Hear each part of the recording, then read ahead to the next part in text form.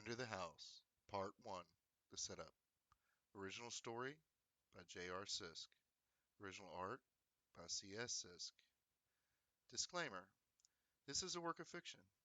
Names, characters, businesses, places, events, locales, and incidents are either products of the author's imagination or used in fictitious manner.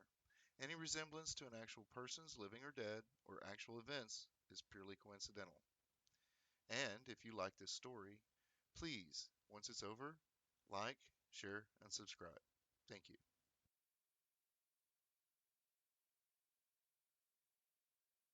It was the smell that woke him, that old rotten smell of tainted meat and maggots, pushing his pillow into his face.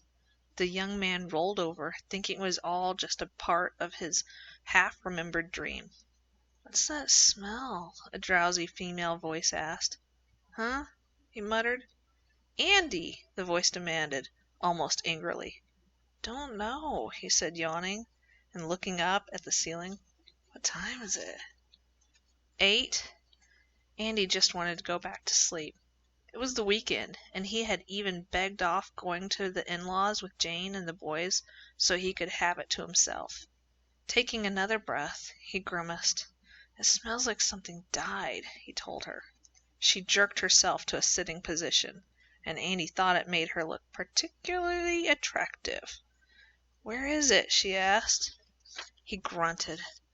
"Probably just a mouse or something died in a wall or under the house. Happens all the time out here." He was astonished to learn, when he and Jane bought the place, that most homes built in northern Texas before 1980 were what were called pier and beam houses. They didn't have a concrete foundation. They were just wood sitting on concrete piers, sunk into the black clay soil of the region.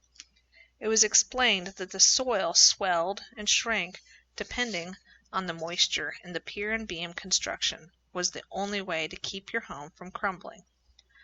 Now they use traditional foundations and steel rods driven to bedrock to keep the whole slab from tilting on the unstable soil.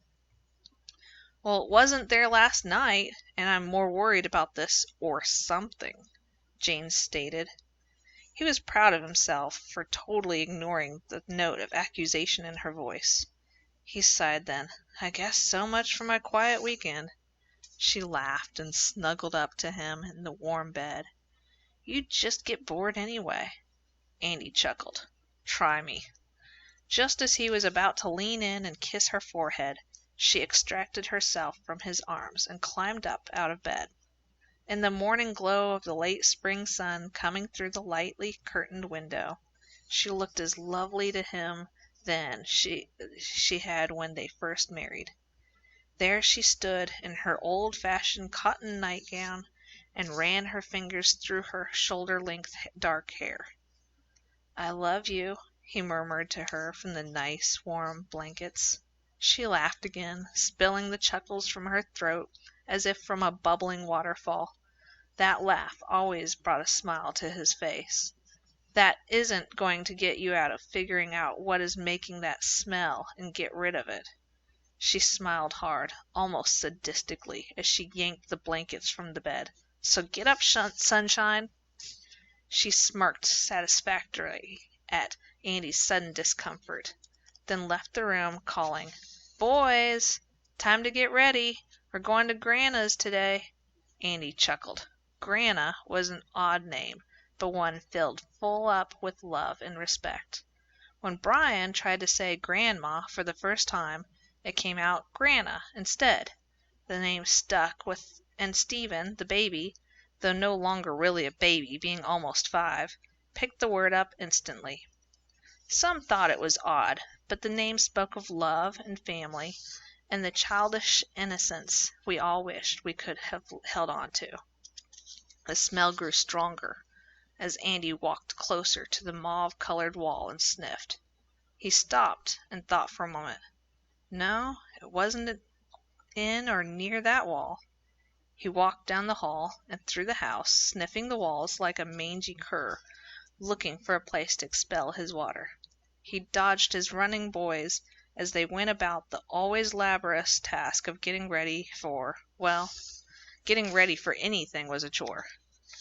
He only stopped his sniffing investigation when he heard Jane's delighted splash of laughter coming down the hallway behind him. He spun around and found his wife holding her belly and rocking back and forth in uncontrolled mirth. "What?" he asked in wide-eyed fake innocence. "You," she continued to laugh, "are an idiot. In your boxers and nothing else, sniffing around like a dog." She paused, taking on a hard, almost cold look. "I'm just glad no one else has to see this." With a mischievous grin, Andy dropped on all fours and scuttled to where she stood, barking noisily as he went. A look of pure amusement crossed his face as he deliberately licked his wife's thigh. She yipped and darted to the left, slamming the door to the bathroom. He could hear her laughter from behind the door. "Well, this way I don't have to get an actual dog," he teased her. Before he could think to get up, his half-dressed boys tackled him. "Take that!" 10-year-old Brian cried, as he tried to goose his father in the ribs. "Get Daddy!" Stephen yelled as he jumped on his father's back. The ensuing tickle war continued until all three were laying in a pile trying to catch their breath. "You kids, all three of you," she included Andy as a child as well, he noted, "had better get finished doing what you're supposed to be. It is a long way to your grandmother's, and everyone there will have to wait on us to eat." They moodily shuffled off to finish the extremely unfair task of getting ready with their father herding them to their room. He heard the shower start up as he was leaving the boys hard at work dressing. No reason why any of us should waste time. Or water, he thought. Opening the door to their only bathroom, clouds of steam billowed out from behind the shower curtain. He dropped his shorts and swung the curtain aside. Jane's eyes widened as he stepped in. "Andy," she said reproachfully, "the kids." He kissed her hard and pulled back to look at her hard eyes. "Look, the door is locked, and I'm not going to see you all weekend. So I thought—" "Oh, I know what you thought." She reached out and put a finger on his nose. "But we don't have time." Andy laughed. "Oh, come on. It only takes a few minutes," as he reached for her. Her mutter, "You only ever take a few minutes," was lost as he wrapped his arms around her.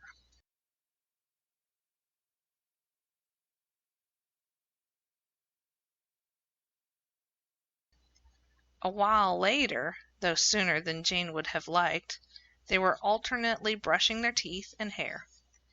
"Did you ever find out where that smell was coming from?" she asked Andy.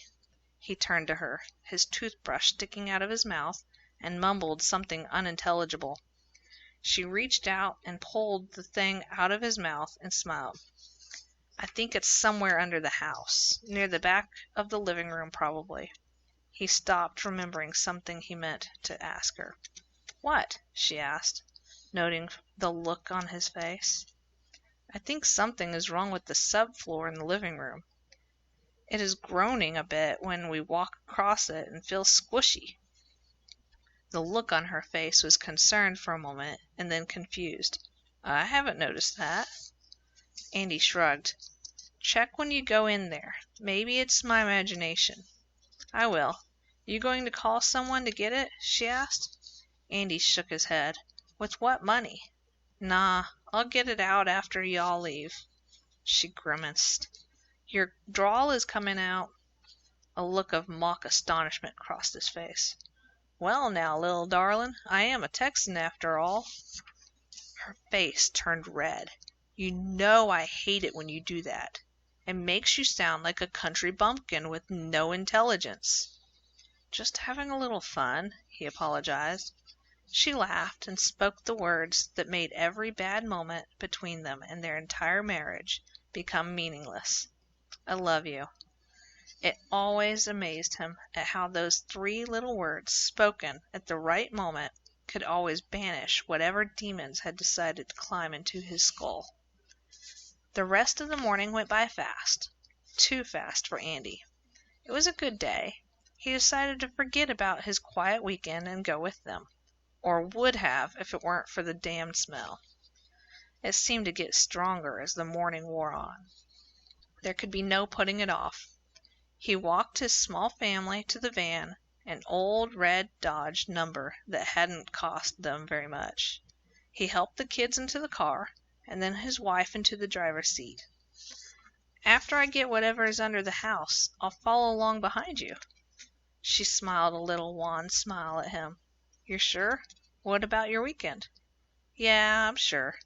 It'll do us some good, and I haven't seen your folks for a couple of months. I enjoy yammering at your dad." He smiled. "Maybe we could convince your mom to make her special chicken and dumplings." Her look was almost hurt. "I made that for you just last week." He shrugged. "I know, babe, but it's just not the same." She feigned punching him, but her heart wasn't in it, almost falling out of the van as she missed. "I'll see you soon," she said out the window as she began to back out the driveway. "I love you," he said as he turned toward the house. He glanced back as he reached for the door, noticing the van sitting about to turn on the road. His wife looked to be glaring at him while she waited on the little traffic coming down the old county road. Ah, shouldn't have insulted her dumplings.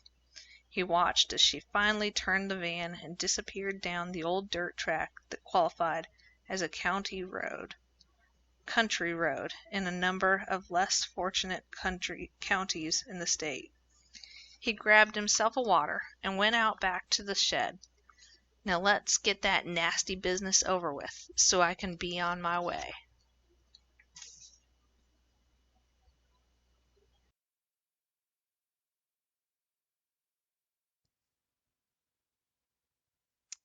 To be concluded.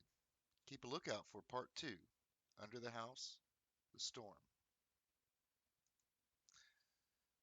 This is Storyman. I would like to thank you for listening. Look forward to you seeing the next video, and I'm really anxious to see your comments. Um, Good, bad, ugly, everything helps. Thank you.